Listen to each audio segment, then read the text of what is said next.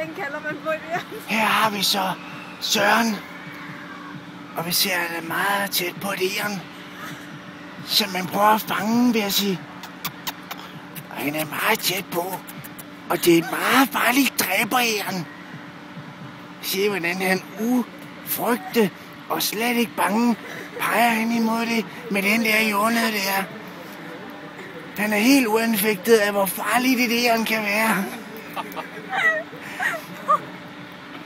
Aldrig har jeg set nogen så tæt på et æren. Og vi filmer det live. Æren er nu kun cirka 1 meter fra ham. Det er livsfarligt, det her. Der kunne nemt ryge en arm af. Det er utroligt, han tør. Læg mærke til, at han også kamufleret i naturens farver. Så bliver der også lige viftet med jordnøden. Og det er en speciel jordnød, han har der. Der er ekstra jordnøde duftgener på. Så er det nu.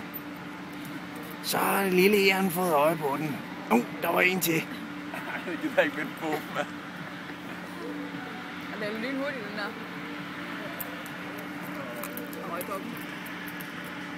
Så er vi ved at være der. Søren er fuldstændig ligeglad med, hvor farligt det kan være. Jeg har set nogen få revet arme og ben af æren. I Central Park.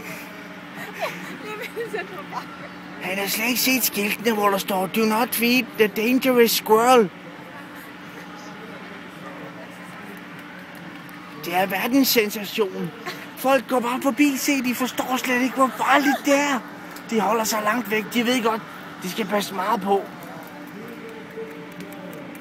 Så er vi tilbage. Sig som jordnød. Sådan, ja. Så vil jeg have den. De holder sig væk, folk, kan vi se. De tør ikke. Prøv at se, Diana, hun er helt i krampe af skræk. Og se, hvor bange hun er. Hun er helt forfærdelig. Så gør man her. Så ryger armen.